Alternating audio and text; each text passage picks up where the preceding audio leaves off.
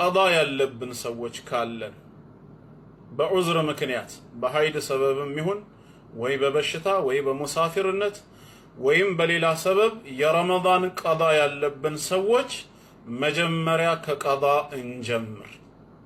እዳችንን ከከፈልን ቀዳችንን ካጠናቀቅን በኋላ በተቀሩት የሸዋል ቀናቶች ውስጥ ወደ 6ቱ የሱና ጾሞች እንካተታለን። የአንድ ዓመቱን ሙሉ አጅር ለማግኘት ቀዳን ማስቀደም እንደሚገባ ዑለማዎች ገልጸዋል። ሐዲሱ ላይ መን ሷመ ረመዳንን የጾመ ثم أتبعه 6 من شوال ከዛም ከሸዋል ወር 6 ቀናትን ያስከተለ ነው የሚለው። ስለዚህ የሸዋልን 6 ለማስከተል ረመዳንን የጾመ ስለተባለ በሐዲሱ ላይ በዑዝር ሰበብ ወይ በበሽታ ወይንም በሌላ ምክንያት የተወሰነ የረመዳን ቀናትን ያልጾመ ሰው ረመዳንን የጾመ የሚባለው ውስጥ አይካተትም፣ አላጠናቀቀምና። ቃል የተገባለትን አጅር እንዲያገኝ ቅድሚያ ምን ማድረግ አለበት?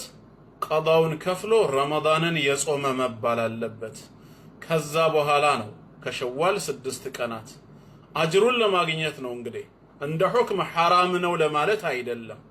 ቀዳ ያለበት አንድ ሰው የሸዋልን ሱና ጾም አስቀድሞ መጾም አይችልም አይበቃም ለማለት አይደለም።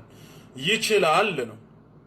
ይችላል ግን ቃል የተገባለት አጅር ረመዳንን ለጾመ ሰው ነውና ስለዚህ መጀመሪያ ረመዳኑ መጠናቀቅ ግድ ነው። ቀጥሎ 6ቱን የሸዋልን ቀን በቀሪ ቀናቶች ውስጥ ይጾማቸዋል።